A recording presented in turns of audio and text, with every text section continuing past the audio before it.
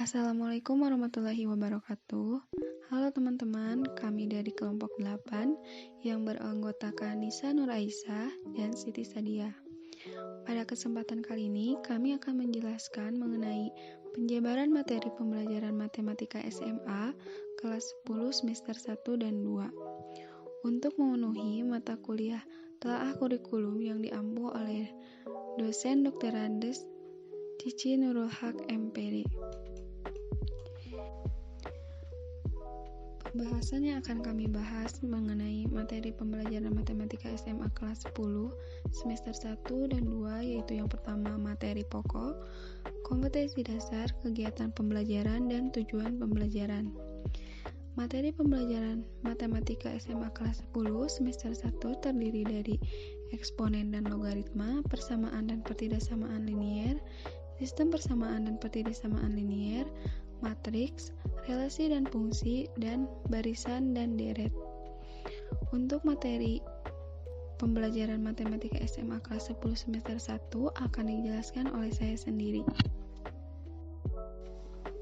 Bab yang pertama yaitu mengenai materi pembelajaran matematika SMA kelas 10 semester 1 yaitu eksponen dan logaritma. Subbab dari eksponen dan logaritma yaitu yang pertama pangkat bilangan bulat, sifat-sifat pangkat bilangan, persamaan eksponen, ketidaksamaan eksponen, bentuk akar dan pangkat pecahan, operasi hitung bentuk akar, merasionalkan penyebut logaritma, sifat-sifat logaritma. Untuk yang selanjutnya yaitu kompetensi dasar dari eksponen dan logaritma.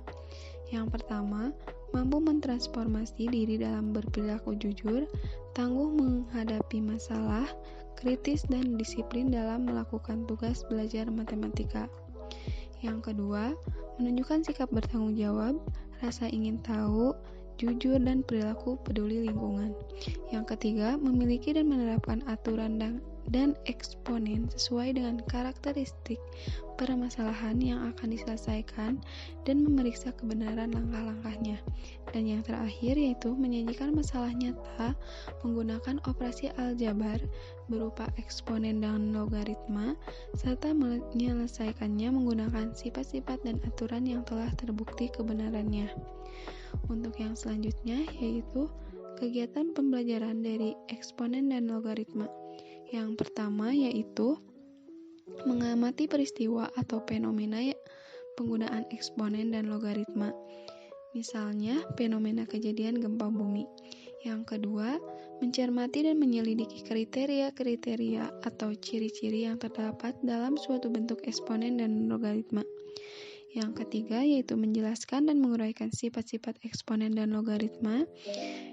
Yang keempat yaitu menjelaskan dan mendeskripsikan eksponen. Yang selanjutnya yaitu tujuan pembelajaran dari materi eksponen dan logaritma yaitu mengkomunikasikan. Yang kedua merancang model matematika. Yang ketiga menyelesaikan model matematika. Yang keempat menafsirkan hasil pemecahan masalah.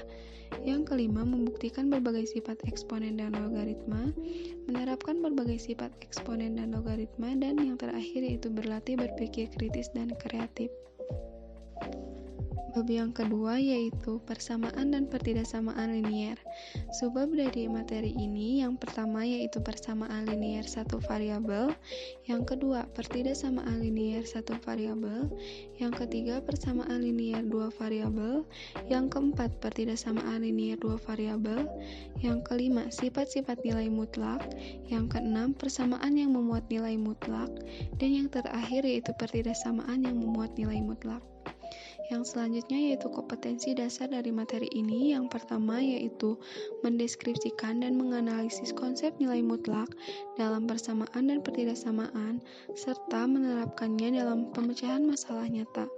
Yang kedua, menerapkan konsep nilai mutlak dan persamaan dan pertidaksamaan linier dalam memecahkan masalah nyata. Dan yang terakhir yaitu membuat model matematika berupa persamaan dan pertidaksamaan linier dua variabel yang melibatkan nilai mutlak dan situasi nyata dalam matematika serta menentukan jawaban dan menganalisis model sekaligus jawabannya.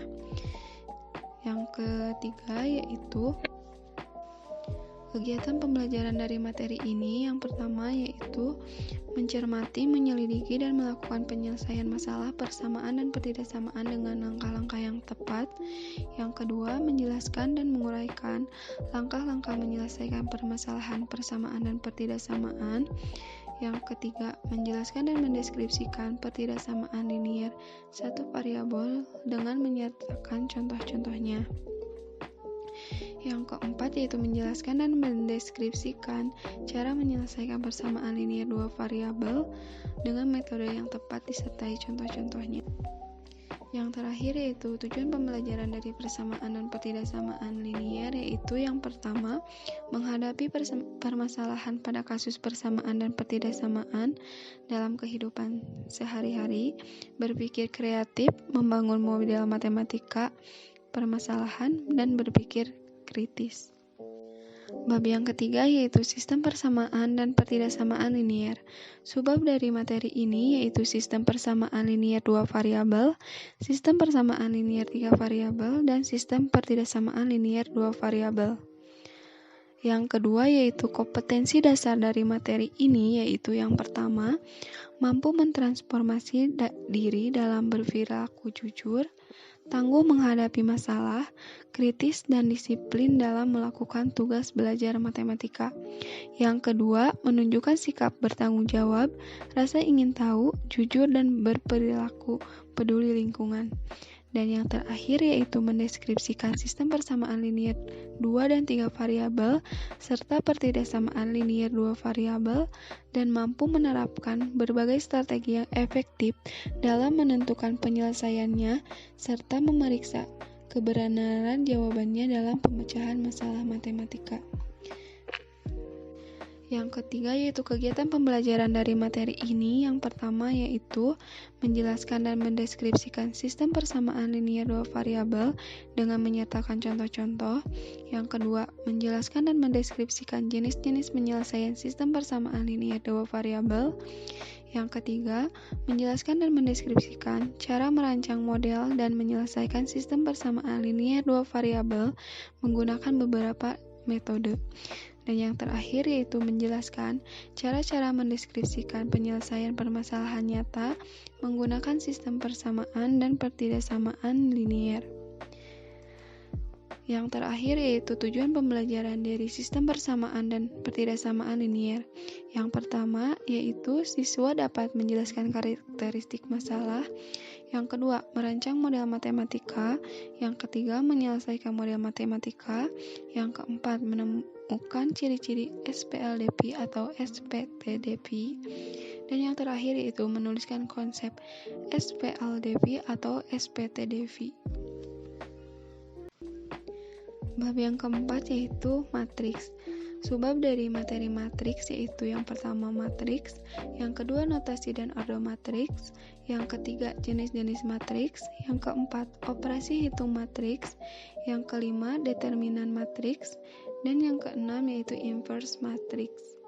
Kompetensi dasar dari materi matriks yaitu yang pertama, mampu mentransformasi diri dalam berperilaku jujur, tangguh menghadapi masalah, kritis dan disiplin dalam melakukan tugas belajar matematika. Yang kedua, menunjukkan sikap bertanggung jawab, rasa ingin tahu, jujur dan berperilaku peduli lingkungan. Yang ketiga, mendeskripsikan konsep matriks sebagai representasi numerik dalam kaitannya dengan konteks nyata. Dan yang terakhir, mendeskripsikan operasi sederhana matriks serta menerapkannya dalam pemecahan masalah. Yang selanjutnya yaitu kegiatan pembelajaran dari materi matriks, yaitu menjelaskan dan mendeskripsikan matriks, notasi dan ordo dengan menyertakan contoh-contoh, menjelaskan dan mendeskripsikan jenis-jenis matriks disertai contoh-contohnya. Yang ketiga, mendeskripsikan tentang transpose matriks disertai dengan contoh-contohnya. Yang keempat, menjelaskan dan mendeskripsikan kesamaan matriks dengan menyatakan contoh-contohnya. Dan yang terakhir, menjelaskan cara-cara penyelesaian permasalahan nyata menggunakan matriks. Dan yang terakhir yaitu tujuan pembelajaran dari materi matriks, yaitu Melalui pembelajaran ini, siswa dapat yang pertama berlatih berpikir kritis dan kreatif, yang kedua mengamati keteraturan data, berkolaborasi, bekerja sama menyelesaikan masalah, yang ketiga berpikir independen, mengajukan ide secara bebas dan terbuka, dan yang terakhir mengamati aturan susunan objek. Bab yang kelima yaitu relasi dan fungsi. Subbab dari materi ini yang pertama yaitu relasi, yang kedua menyatakan relasi, yang ketiga sifat-sifat relasi, yang keempat fungsi, yang kelima daerah asal, daerah kawan dan rang fungsi, yang selanjutnya sifat-sifat khusus, dan yang terakhir yaitu menggambar grafik khusus. Kompetensi dasar dari materi ini yaitu yang pertama, memiliki motivasi internal, kemampuan bekerja sama, konsisten, sikap disiplin, rasa percaya diri, dan sikap toleransi dalam perbedaan strategi berpikir, dalam memilih dan menerapkan strategi penyelesaian masalah. Yang kedua, mampu mentransformasi diri dalam berperilaku jujur, tangguh menghadapi masalah, kritis, dan disiplin dalam melakukan tugas belajar matematika. Yang ketiga, menunjukkan sikap bertanggung jawab, rasa ingin tahu, jujur, dan perilaku peduli lingkungan. Yang selanjutnya, mengidentifikasi relasi yang disajikan dalam berbagai bentuk yang merupakan fungsi, dan yang terakhir menerapkan daerah asal, kawan, dan hasil dalam menyelesaikan masalah. Yang selanjutnya yaitu kegiatan pembelajaran dari materi ini yaitu yang pertama, menjelaskan kemanfaatan mempelajari relasi dan fungsi dalam kaitannya dengan hubungan antara materi dan hubungan dalam keseharian. Yang kedua yaitu menjelaskan dan mendeskripsikan pengertian relasi, mendeskripsikan daerah asal, daerah kawan, dan daerah hasil suatu relasi dengan menyertakan contoh-contoh yang berkaitan. Yang terakhir yaitu menjelaskan dan mendeskripsikan grafik fungsi dan cara-cara menggambar, menyelesaikan permasalahan nyata, dan menerapkan konsep daerah asal, daerah kawan, dan daerah hasil. Tujuan dari pembelajaran relasi dan fungsi, siswa dapat yang pertama, menemukan konsep relasi dan fungsi melalui pemecahan masalah. Yang kedua, berpikir tingkat tinggi dan menyelidiki dan mengaplikasikan. Yang ketiga, menjelaskan konsep daerah asal atau domain, daerah kawan atau kodomain, dan daerah hasil atau rang suatu relasi. Dan yang terakhir, menyatakan sebuah relasi dengan diagram panah, himpunan pasangan terurut, dan diagram Venn, serta menemukan sifat-sifat relasi dan fungsi. Bab yang keenam yaitu baris dan deret. Subbab dari materi ini yaitu yang pertama, pola barisan dan deret bilangan, yang kedua, suku ke N baris bilangan, yang ketiga, barisan dan deret aritmatika, yang keempat yaitu induksi matematika, dan yang terakhir, barisan dan deret geometri. Kompetensi dasar dari materi ini yaitu yang pertama, mampu mentransformasi diri dalam berperilaku jujur, tangguh menghadapi masalah, kritis dan disiplin dalam melakukan tugas belajar matematika. Yang kedua, menunjukkan sikap bertanggung jawab. Yang ketiga, memprediksi pola barisan dan deret aritmatika dan geometri atau barisan lainnya melalui pengamatan dan memberikan alasannya. Dan yang terakhir yaitu menyajikan hasil, menemukan pola barisan dan deret, dan penerapannya dalam penyelesaian masalah sederhana. Yang selanjutnya yaitu tujuan pembelajaran dari materi ini yaitu yang pertama, mengamati, menyelidiki peristiwa atau fenomena keseharian yang berhubungan dengan barisan dan deret bilangan. Yang kedua, mencermati, menyelidiki, dan melakukan penyelesaian masalah, pola barisan dan deret dengan langkah-langkah yang tepat. Yang ketiga, menjelaskan dan menguraikan langkah-langkah penyelesaian permasalahan tentang pola barisan dan deret. Dan yang terakhir yaitu menyelesaikan masalah sehari-hari menggunakan konsep barisan dan deret. Dan yang terakhir yaitu tujuan pembelajaran materi barisan dan deret, yaitu siswa dapat yang pertama menemukan konsep dan pola barisan dan deret melalui pemecahan masalah otentik. Yang kedua, berkolaborasi memecahkan masalah aktual dengan pola interaksi sosial kultur. Yang ketiga yaitu berpikir tingkat tinggi atau berpikir kritis kreatif dalam menyelidiki dan mengaplikasikan konsep dan pola baris dan deret dalam memecahkan masalah otentik. Untuk selanjutnya yaitu materi pembelajaran matematika SMA kelas 10 semester 2 akan dijelaskan oleh rekan saya yaitu Nisa Nur Aisyah. Untuk semester 2 kelas 10 bab pertama yaitu mengenai persamaan dan fungsi kuadrat. Untuk materi yang pertama yaitu konsep persamaan kuadrat satu variabel, yang kedua akar-akar persamaan kuadrat, yang ketiga rumus untuk menentukan jumlah dan hasil kali akar-akar persamaan kuadrat, yang keempat persamaan kuadrat dengan akar-akar X1 dan X2, yang kelima konsep fungsi kuadrat, yang keenam fungsi kuadrat, dan yang ketujuh hubungan persamaan kuadrat dan fungsi kuadrat. Kompetensi dasar. Yang pertama, menjelaskan persamaan kuadrat dan karakteristiknya berdasarkan akar-akarnya serta cara penyelesaiannya. Yang kedua, menjelaskan fungsi kuadrat dengan menggunakan tabel, persamaan, dan grafik. Yang ketiga, menjelaskan hubungan antara koefisien dan diskriminan fungsi kuadrat dengan grafiknya. Kegiatan pembelajaran. Yang pertama, guru mengingatkan kembali tentang konsep persamaan kuadrat. Yang kedua, guru menyampaikan tujuan pembelajaran yang ingin dicapai yaitu akar-akar persamaan kuadrat dengan memfaktorkan.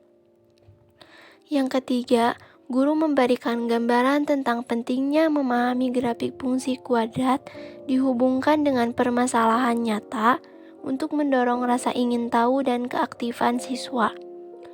Yang keempat, sebagai apersepsi, siswa diajak untuk mengingat kembali cara menyelesaikan persamaan kuadrat dengan mengerjakan soal-soal persamaan kuadrat. Yang kelima, guru menyampaikan tujuan pembelajaran yang ingin dicapai.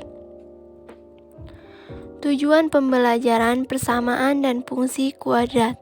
Yang pertama, menentukan akar persamaan kuadrat dengan memfaktorkan jika diberikan persamaan kuadrat dan dikerjakan secara teliti.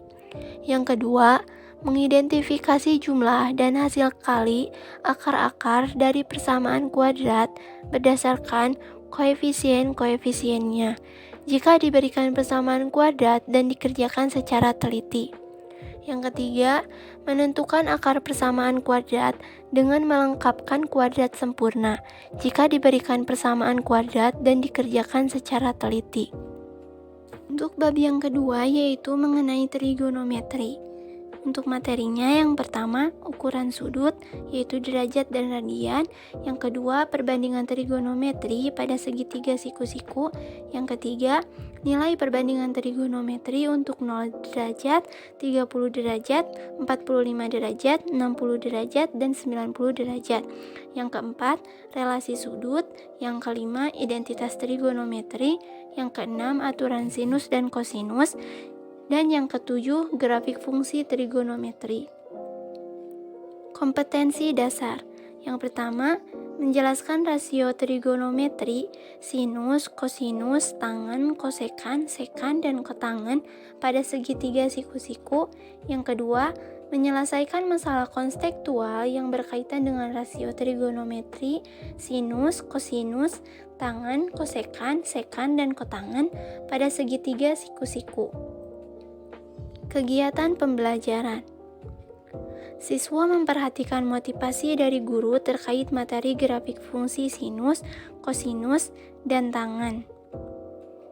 Yang kedua, siswa memperhatikan dan menanggapi pertanyaan dari guru terkait dengan materi fungsi dan menggambarkan grafiknya serta nilai perbandingan trigonometri untuk sudut khusus sebagai apersepsi.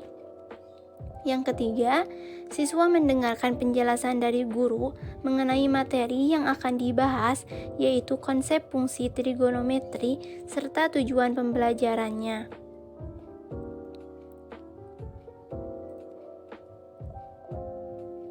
Tujuan pembelajaran trigonometri.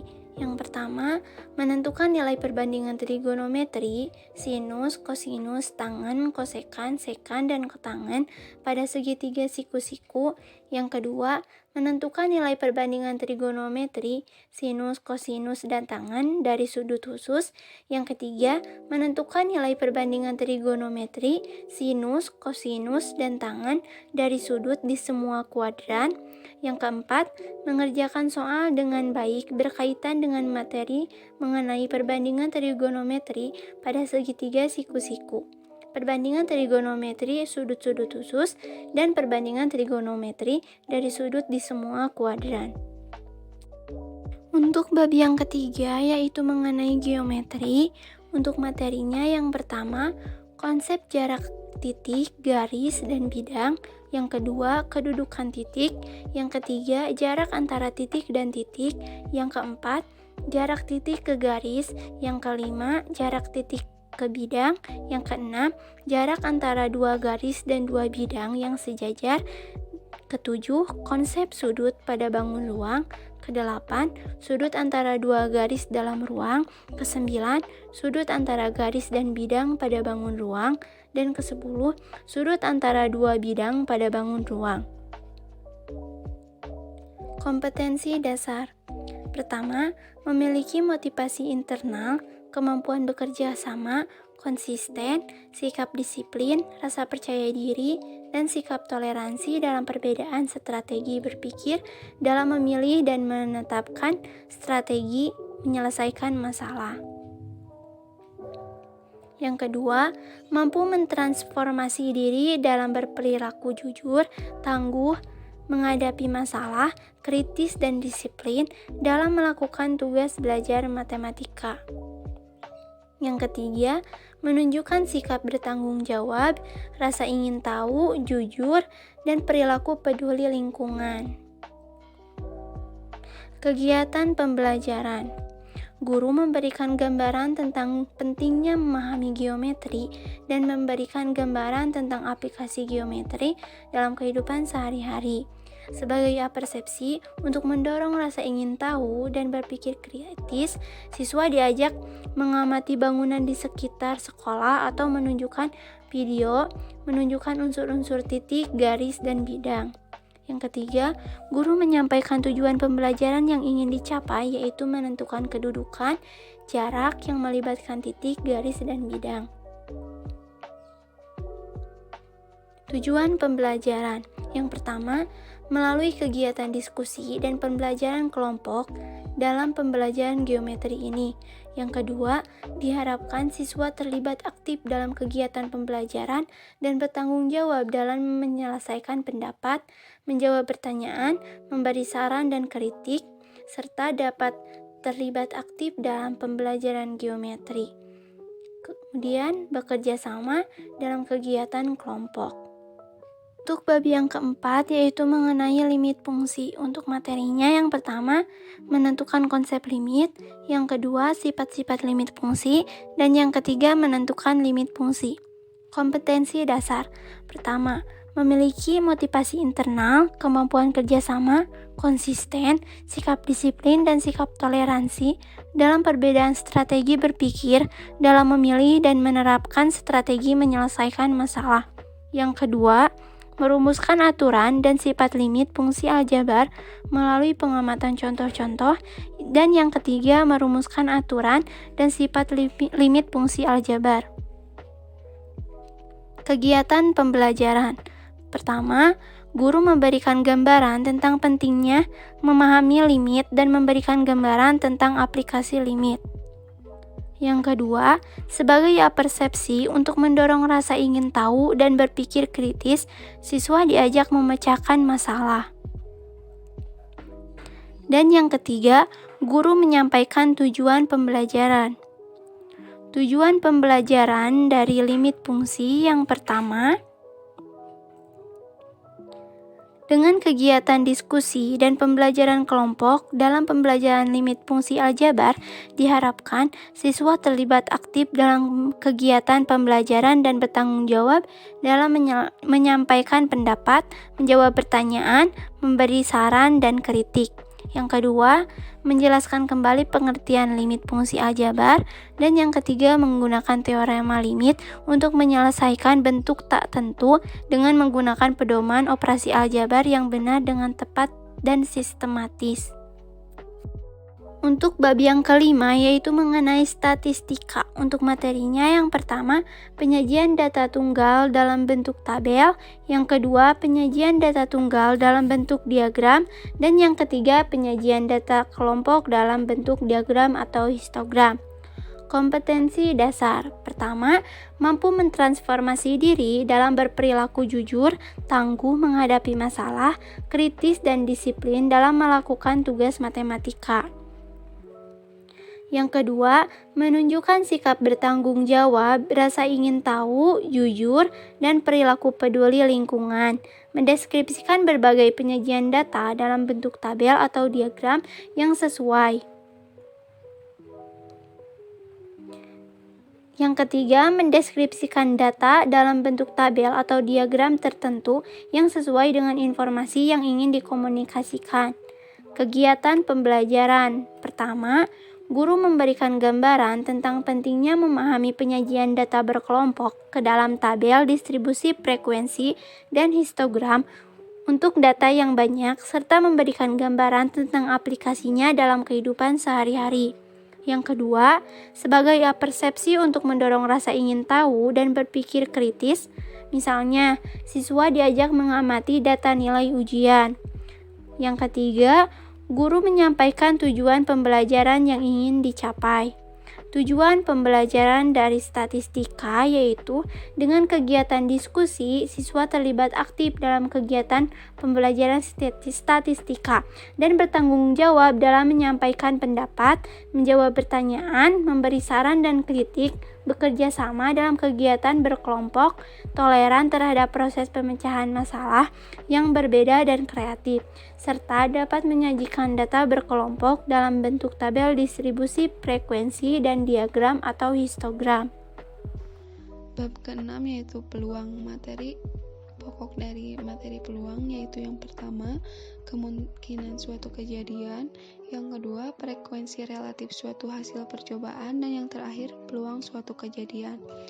Kompetensi dasar dari materi ini yaitu yang pertama, mendeskripsikan konsep peluang suatu kejadian menggunakan berbagai objek nyata dalam suatu percobaan menggunakan frekuensi relatif.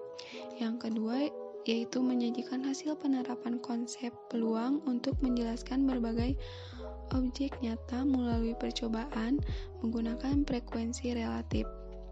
Yang selanjutnya yaitu kegiatan pembelajaran dari materi peluang, yaitu yang pertama, menyampaikan kompetensi yang akan dicapai setelah mempelajari peluang. Kejadian menjemuk diharapkan siswa dapat mendeskripsikan dan menemukan peluang. Yang kedua yaitu kejadian menjemuk atau peluang kejadian dari suatu percobaan acak dengan benar dan mampu menyelesaikan masalah yang berkaitan dengan peluang kejadian majemuk atau peluang kejadian dengan teliti, kerjasama, dan tanggung jawab. Dan yang terakhir yaitu tujuan pembelajaran dari materi peluang, yaitu peserta didik mengenal frekuensi relatif munculnya masing-masing muka dari sekeping uang logam, sebuah paku payung, dan sebuah dadu pada suatu eksperimen berulang. Mungkin dicukupkan sekian materi yang kami jelaskan. Mohon maaf apabila ada kesalahan. Terima kasih. Wassalamualaikum warahmatullahi wabarakatuh.